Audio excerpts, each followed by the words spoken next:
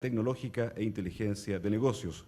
Modera este panel el director de la Escuela de Minería y Recursos Naturales de la Facultad de Ingeniería de la Universidad Central y exministro de Minería también de Chile, señor Santiago González. Buenos días, bienvenido. Gracias, buenos días. Bueno, muy buenos días. Saludar a todos los asistentes a esta sesión de nuestro primer Congreso Internacional Universidad, Empresa, Innovación, que realiza aquí en Santiago de Chile la Universidad Central de la Red DUE de Alcué. Bueno, hoy día tenemos una actividad muy interesante. Vamos a hablar sobre vigilancia tecnológica e inteligencia de negocio. Tenemos 7 panelistas, 4 en forma presencial y 3 a través de videoconferencia. Son destacados académicos y especialistas en el tema de la vigilancia tecnológica y la inteligencia de negocio, y por supuesto esto va a significar un gran aporte para todos los presentes. Vamos a iniciar las conferencias del día de hoy con don Miguel Borrás, que está acá al lado mío. Miguel es investigador en TI por más de 15 años, es socio fundador y CEO de Antara, consejero delegado de la consultora valenciana de nuevas tecnologías Antara, empresa comprometida con la conciliación de la vida laboral y familiar.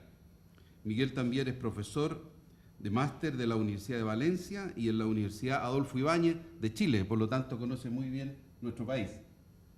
Y también es experto en programas de investigación y desarrollo para la Comisión Europea. Le damos la bienvenida a don Miguel Borrás y le damos la palabra para que se dirija a los asistentes. Don Miguel tiene 15 minutos para hacer su exposición.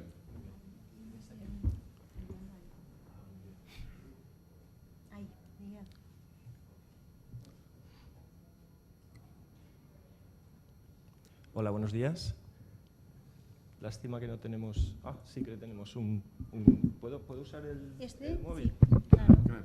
Porque ¿Tienes que estar prendido? Sí. me genera más tranquilidad el moverme, si no os importa. Bien, hoy vamos a hablar de vigilancia tecnológica, que yo prácticamente nunca la suelo citar, porque siempre hablamos de inteligencia competitiva cuando me relaciono con las OTLs, OTTs, OTRIs o TTOs, según cada uno como le quiera llamar. Nosotros trabajamos aproximadamente con unas 15 aquí en Chile solo, y eso me permite en ocasiones hacer algún resumen de situación general y de desafíos que son comunes a varias de ellas. Entonces, os voy a traer aquí una serie de reflexiones. La primera es que el objetivo de la OTL es transferir. Desde luego no es preparar proyectos de postulación para el resto de departamentos de la universidad, porque eso es un departamento de proyectos y no es transferencia. Y por lo tanto, si es transferir, vamos a hablar de cuáles son los desafíos para poder llegar a esa transferencia y qué influencia tiene la vigilancia y la inteligencia competitiva con ese objetivo. El primero es partir de la cultura. Como dice Peter Drucker, la cultura se come la estrategia para desayunar. Y en ese sentido es la OTL la que en un momento dado debe, por un lado, fomentar la cultura de la transferencia y, por otro lado, si ya existe una cultura de transferencia pero no coordinada dentro de la organización, intentar coordinarla dentro de lo posible. Por otro lado, la estrategia que vayamos a definir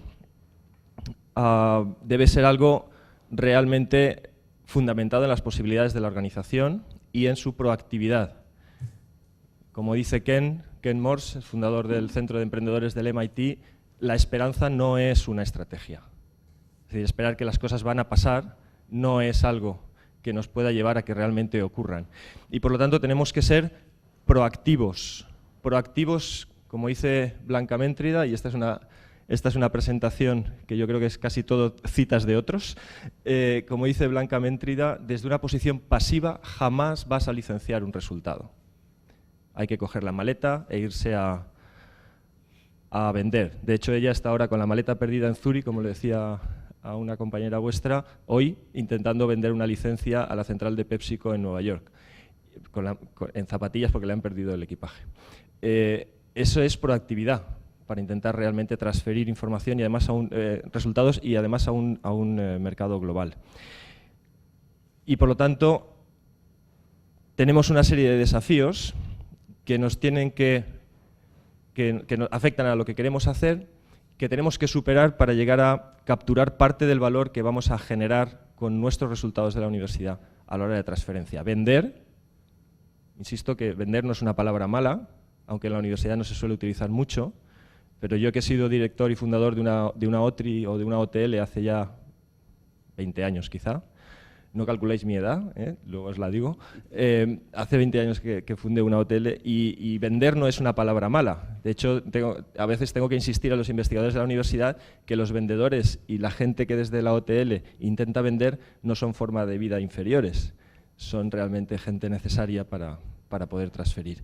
Y por lo tanto lo que tenemos que intentar es, con el valor que vamos a generar con nuestros resultados de investigación, generarle un beneficio al cliente y capturar parte de ese valor de vuelta, que es una de las cosas más difíciles de hacer. ¿Qué precio le ponemos al resultado de nuestra investigación? Aquí tenemos 3 desafíos para la OTL a la hora de la transferencia. El primero es la gestión de la inteligencia de los demás, es decir, la inteligencia competitiva, saber qué los demás saben hacer, qué es lo que están haciendo. La segunda es la inteligencia interna, es decir, gestionar qué sabe hacer la universidad y qué potencial tiene, eso también lo tiene que hacer la OTL. Y por último, la creación de valor, que se puede hacer de bastantes formas diferentes, incluso complementando la licencia con la spin-off, contratos con la licencia de patente, etc. Por lo tanto, si vamos muy rápidamente por encima de estos 3 desafíos que os planteo aquí, el primero, que es gestionar qué es lo que los demás saben hacer, gestionar la inteligencia competitiva, lleva a, sobre todo, la necesidad de una vigilancia continua del entorno, una vigilancia que, sin embargo, a lo largo del tiempo de un proyecto va cambiando de foco. En un proceso de innovación donde metemos unos cuantos pesos al principio y tenemos que generar más valor al final del que consumimos, tenemos un proceso de acumulación de conocimientos que hacen los investigadores de I+D, donde tenemos un foco de vigilancia tecnológica, que es lo que está haciendo y quiénes son los actores tecnológicos del campo.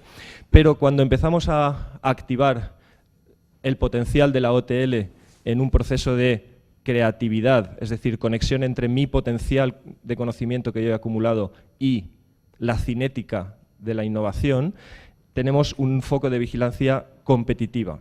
¿Qué otros están haciendo en transferencia de ese tema? Por lo tanto, tenemos una vigilancia continua con un foco que va evolucionando con el tiempo. ¿Y por qué es necesaria una vigilancia continua?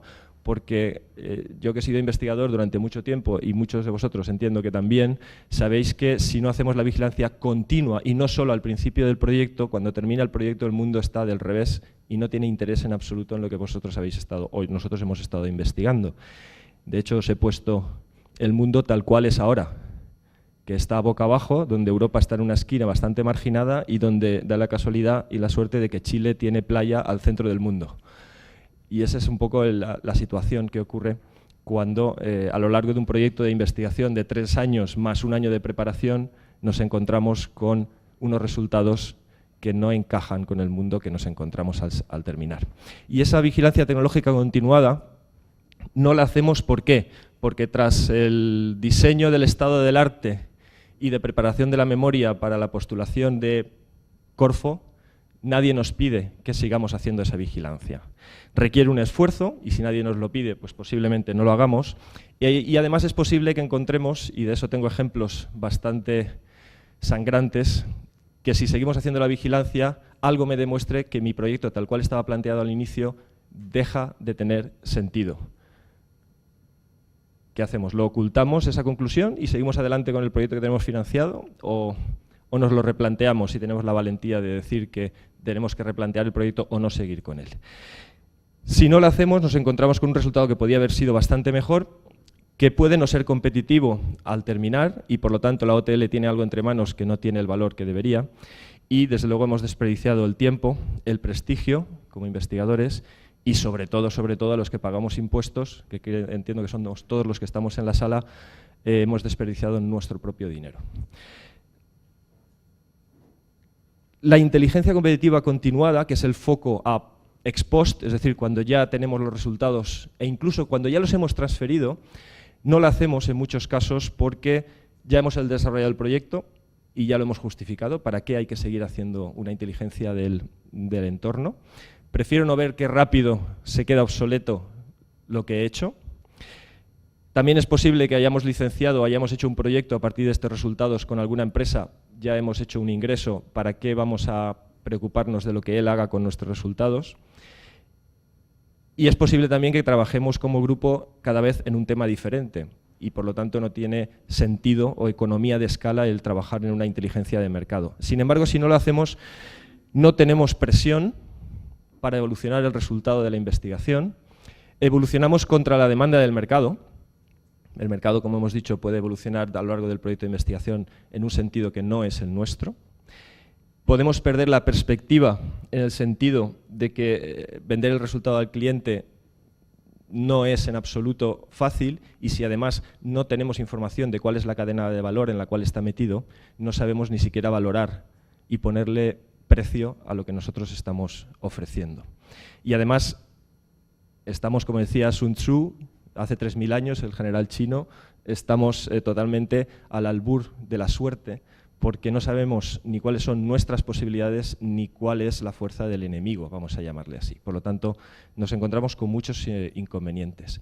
Nosotros proponemos 4 reglas para la implementación de la inteligencia competitiva, que las proponemos siempre como tetrálogo para implementar estos procesos. El primero es controlar el caudal de la información. Somos humanos y no podemos consumir más de X ítems de información al día para poder reaccionar a ellos. Focalizar la vigilancia, eso ya os lo he comentado. Y sobre todo el hecho de que la OTL gestione canales de información de vigilancia, pero no es ella la que vigila el entorno. Es el investigador el que tiene que hacerlo.